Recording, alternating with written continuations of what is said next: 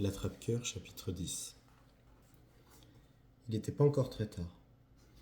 L'heure qu'il était, j'en suis pas sûr, mais je sais qu'il n'était pas très tard. S'il y a une chose que je déteste, c'est me mettre au lit quand je suis même pas fatigué. Donc j'ai ouvert mes valises et j'ai sorti une chemise propre, et je suis allé à la salle de bain pour me laver et me changer. Ce que je voulais faire, je voulais descendre au rez-de-chaussée et voir ce qui se passait dans la Lavender Room.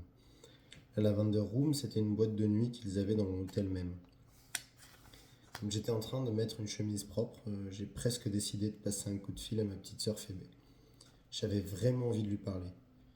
Une gosse pleine de bon sens et tout.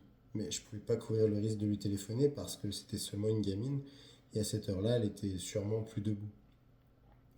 Et encore moins près du téléphone.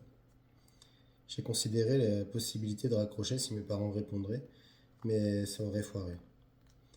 Ils auraient deviné que c'était moi. Ma mère sait toujours quand c'est moi. Elle a le don de télépathie. Mais sûr que ça m'aurait pas déplu de bavarder un petit moment avec la môme Phébé. Vous devriez la voir. De toute votre vie, vous avez jamais vu une gamine aussi mignonne et aussi futée. Elle est très intelligente. Depuis qu'elle va en classe, elle a eu que des A. En fait, je suis vraiment le seul idiot de la famille. Mon frère DB est un écrivain et tout, et mon frère Ali, celui qui est mort, celui dont je vous ai parlé, c'était un génie. Je suis vraiment le seul idiot. Mais la môme Phébé, vous devriez la voir. Elle a ce genre de cheveux roux, un petit peu comme étaient ceux d'Ali, qu'elle porte très court en été. En été, elle les aplatit derrière les oreilles. Elle a de chouettes petites oreilles. L'hiver, ils sont plutôt longs. Quelquefois, ma mère lui fait des nattes, mais pas toujours. En tout cas, ça lui va bien. Phébé n'a que 10 ans. Elle est un peu maigrichonne, comme moi, mais joliment maigrichonne. Une mignonne petite crevette. Je l'ai observée une fois de la fenêtre alors qu'elle traversait la 5e avenue pour aller au parc, et c'est ce qu'elle est, une mignonne petite crevette. Cette môme, si on lui dit des trucs, elle sait toujours exactement de quoi on parle. Je veux dire, vous pouvez l'emmener n'importe où. Par exemple, si vous l'emmenez voir un film dégueulasse, elle saura que le film est dégueulasse. Si vous l'emmenez voir un film plutôt bon, elle saura que le film est plutôt bon. DB et moi, on l'a emmené voir ce film français, La femme du boulanger, avec Rému. Ça l'a tué. Mais son film favori, c'est Les 39 marches, avec Robert Denat. Ce foutu machin, elle le connaît par cœur, because je l'ai emmené le voir au moins 10 fois. Quand par exemple le gars Donna arrive à cette ferme écossaise, dans sa cavale pour échapper aux flics et tout, Phébé dira très fort dans la salle de cinéma, juste en même temps que le type du film, tu manges du hareng? Elle connaît tout le dialogue par cœur. Et quand ce professeur dans le film, qui est en fait un espion allemand, lève le petit doigt avec une phalange en moins pour désigner Robert Donna, la môme Phébé le gagne de vitesse. Elle lève son petit doigt vers moi dans le noir, juste sous mon nez. Elle est au poil. Vous la trouveriez au poil. Le seul ennui, c'est qu'il lui arrive d'être un peu trop expansive.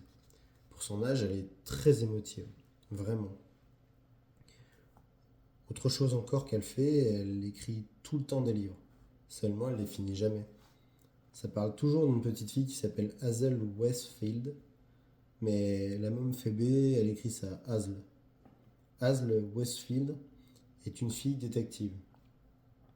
Elle est censée être orpheline, mais de temps en temps, son paternel se pointe. Son paternel est toujours un gentleman. Il est grand, il est séduisant, il a dans les 20 ans. Ça me tue. La môme Phébé, vous l'aimeriez, je vous jure. Quand elle était toute petite, elle était déjà futée. Quand elle était toute petite, moi et Ali, on l'emmenait au parc avec nous, spécialement le dimanche. Ali prenait son bateau à voile le dimanche, il aimait bien s'amuser avec, et on emmenait la môme Phébé. Elle avait mis ses gants blancs et elle marchait avec nous comme une dame et tout. Lorsqu'on se lançait, Ali et moi, dans une conversation sur les choses en général, la môme Phébé, elle écoutait. Comme c'était qu'une gamine, ça nous arrivait d'oublier qu'elle était là, mais elle nous le rappelait. Elle arrêtait pas de nous interrompre. Elle bousculait un peu Ali, ou bien elle me bousculait, et elle demandait qui a dit ça? Bobby ou la dame? Et on lui disait qui avait dit ça. Alors elle disait oh. Et puis elle continuait bien vite à écouter et tout. Ali aussi, ça le tuait. Je veux dire que lui aussi, il l'a trouvé au poil. Maintenant, elle a 10 ans et c'est plus un bébé. Mais elle n'a pas changé. Les gens qui l'entendent, ça les tue. Du moins, tous ceux qui ont un brin de sens commun. Bon, c'est quelqu'un à qui on a toujours envie de téléphoner. Et j'avais trop peur que mes parents répondent et découvrent que j'étais à New York et foutu à la porte de pincée et tout. Si j'ai simplement fini de boutonner ma chemise. Une fois prêt, j'ai pris l'ascenseur et je suis descendu dans le hall pour voir ce qui se passait. Dans le hall, il y avait seulement quelques mecs du genre Marlou et quelques blondes du genre putain. Mais on entendait jouer l'orchestre. Ça venait de la Lavender Room. Lorsque je suis entré, c'était pas la grande foule, mais ils m'ont quand même salement mal placé à une table tout au fond. J'aurais dû agiter un billet d'1 dollar sous le nez du maître d'hôtel. À New York, l'argent a toujours son mot à dire, sans blague. L'orchestre était infect. Buddy Singer. Ça y allait, mais c'était plouc. En plus, il y avait très peu de gens de mon âge. Personne de mon âge, en fait. On voyait que des vieux types qui paradaient avec leurs petites amies. Sauf à la table juste à côté. À la table juste à côté, il y avait 3 filles à peu près dans les 30 piges. 3 filles plutôt moches, et elles avaient sur le crâne la sorte de chapeau qui tout de suite vous faisait dire qu'elles vivaient pas à New York. Quand même, la blonde était pas trop mal. Elle était assez mignonne, la blonde, et j'ai commencé à lui faire un peu de l'œil. Mais juste à ce moment, le garçon est venu prendre ma commande. J'ai demandé un scotch, un soda, et je lui ai dit de pas mélanger. J'ai demandé à toute pompe, parce que si vous hésitez, il pense que vous n'avez pas 21 ans, et il refuse de vous servir des boissons alcoolisées. Ça n'a pas manqué. Il a dit: Excusez-moi, mais auriez-vous quelque chose qui me permette de vérifier votre âge? Votre permis de conduire, par exemple? Je lui ai relancé un regard glacé, comme s'il m'avait mortellement insulté, et j'ai dit: Est-ce que j'ai l'air d'avoir moins de 21 ans? Excusez-moi, monsieur, mais nous avons nos. Ok, ok. Puis merde, je me suis dit: Donnez-moi un coca. Déjà, il s'en allait, mais je l'ai rappelé.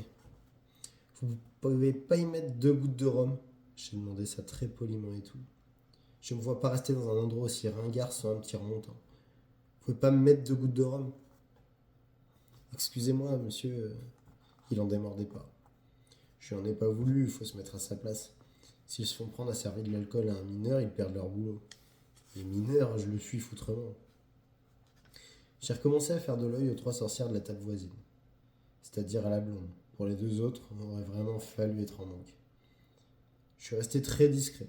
Je leur ai juste jeté à toutes les 3 mon coup d'œil super relax et tout. Ce qu'elles ont fait, elles, toutes les 3, c'est se bidonner comme des andouilles. Sans doute, elles trouvaient que j'étais trop jeune pour juger quelqu'un d'un seul regard et tout. Ça m'a exaspéré. On aurait cru que je voulais les épouser, ma parole. Après ça, j'aurais dû les ignorer, mais l'ennui, c'est que j'avais envie de danser. Par moments, le besoin de danser vous saisit aux tripes, et j'étais dans un de ces moments-là. Alors, subito, je me suis penché et j'ai demandé: Est-ce qu'une de vous aurait envie de danser? J'ai demandé ça avec les formes. Une voix tout ce qu'il y a de convenable. Mais bordel, ça aussi, elles l'ont pris à la rigolade.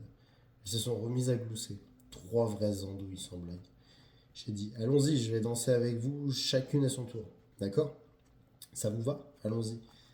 J'avais vraiment besoin de me dégourdir un peu. Finalement, la blonde s'est levée pour danser avec moi parce que c'était visible que je m'adressais spécialement à elle, et on s'est dirigé vers la piste. Quand elles ont vu ça, les 2 autres ont frôlé la crise d'hystérie. Fallait vraiment que je sois privé pour avoir eu l'idée de m'occuper de ces nénettes.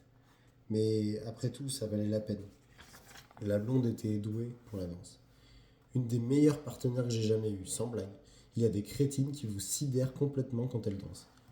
Prenez une fille vraiment intelligente et la moitié du temps, quand vous dansez avec elle, elle cherche à vous conduire, ou bien elle danse tellement mal que la seule solution, c'est de rester assis et de s'imbiber en sa compagnie. J'ai dit à la blonde: Vous dansez vachement bien, vous devriez être professionnel, sérieusement. J'ai dansé une fois avec une pro et vous êtes 2 fois meilleur.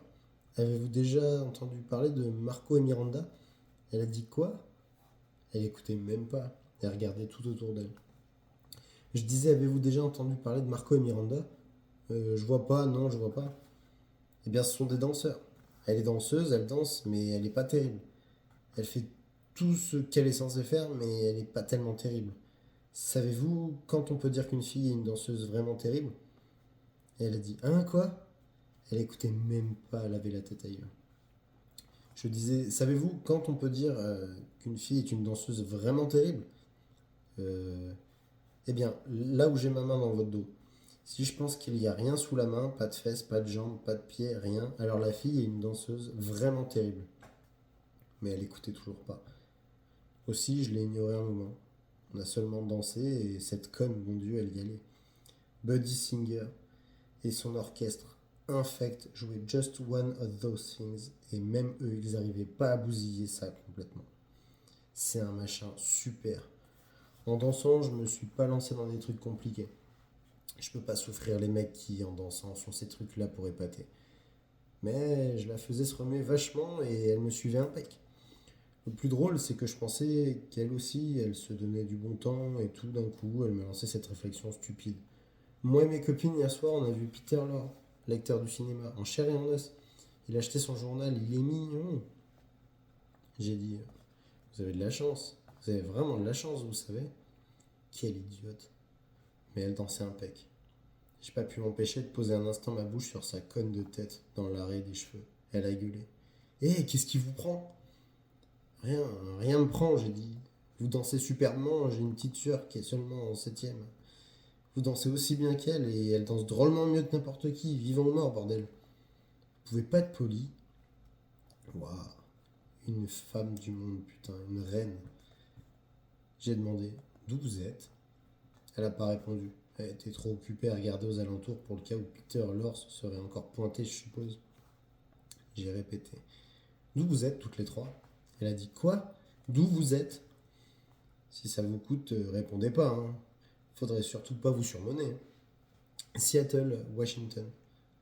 Elle a dit ça comme si elle me faisait vraiment une faveur.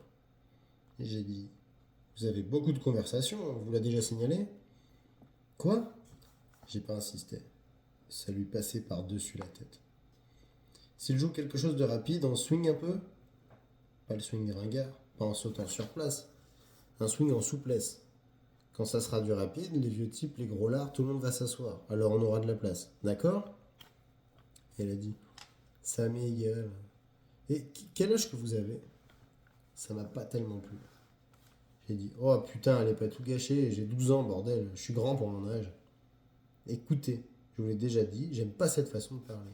Si vous continuez comme ça, je retourne avec mes copines. Je me suis confondu en excuses parce que l'orchestre se lançait dans du rapide. Elle s'est mise à danser un boogie-woogie avec moi, mais pas ringard, tout en souplesse. Elle était vraiment douée. Je la touchais et ça suffisait. Et quand elle tournait sur elle-même, elle tortillait du cul si joliment. J'en restais estomaqué sans blague. Quand on allait se rasseoir, j'étais à moitié amoureux d'elle. Les filles, c'est comme ça. Même si elles sont plutôt moches, même si elles sont plutôt connes, chaque fois qu'elles font quelque chose de chouette, on tombe à moitié amoureux d'elles. Et alors, on ne sait plus où on en est. Les filles, bordel. Elles peuvent vous rendre dingue. Comme rien. Vraiment. Elles m'ont pas invité à m'asseoir à leur table, principalement parce qu'elles étaient pas au courant de ce qui se fait. Mais moi, je me suis installé avec elles. La blonde qui dansait si bien s'appelait Bernice, quelque chose. Krabs ou Krebs. Le nom des deux moches c'était Marty et Laverne. Je leur ai dit juste comme ça que je m'appelais Jim Steele. Puis je me suis efforcé d'avoir avec elle une petite converse intelligente. Pratiquement impossible. Il fallait tout leur souffler. On n'aurait pas pu dire laquelle des trois était la plus stupide. Et toutes les trois, elles arrêtaient pas de jeter des coups d'œil autour d'elles, comme s'ils s'attendaient à voir débarquer à tout instant une troupe de vedettes du ciné. Elles devaient se figurer que les stars, quand il en venait à New York, ça fréquentait la Lavender Room plutôt que le Stork Club ou l'El Morocco. Bon, il m'a bien fallu une demi-heure pour trouver où elles travaillaient et tout à Seattle. Elles étaient dans le même bureau d'une compagnie d'assurance. J'ai voulu savoir si le travail leur plaisait, mais pas possible d'obtenir une réponse sensée de ces trois idiotes. Je pensais que les deux moches, Marty et Laverne, étaient peut-être sœurs, mais quand je leur ai demandé, elles se sont vexées. On voyait qu'aucune des deux avait envie de ressembler à l'autre. Et on pouvait pas le leur reprocher, mais bon, c'était tout de même marrant. J'ai dansé avec elles, les trois, à tour de rôle. Une des moches, Laverne, dansait pas trop mal, mais l'autre, la môme Marty, c'était la catastrophe. On aurait cru trimballer la statue de la liberté autour de la piste. La seule façon de pas trop souffrir en la traînant, c'était de lui dire des blagues. Alors je lui ai annoncé que je venais de voir Gary Cooper à l'autre bout de la salle. Où ça a-t-elle demandé, vachement excitée. Où? Oh, vous l'avez loupé, il vient de sortir. Pourquoi que vous avez pas regardé quand je vous l'ai dit? Elle s'est pratiquement arrêtée de danser et elle essayait d'apercevoir la tête de Gary au-dessus des têtes de danseurs. Elle a dit Oh, crotte. J'avais quasiment brisé le cœur, sans rire. Je regrettais déjà de l'avoir charrié. Il y a des gens, on ne devrait jamais les charrier, même s'ils ne l'ont pas voulu. En tout cas, voilà le plus drôle. Quand on est retourné s'asseoir, la Marty a dit aux deux autres que Gary Cooper venait de partir.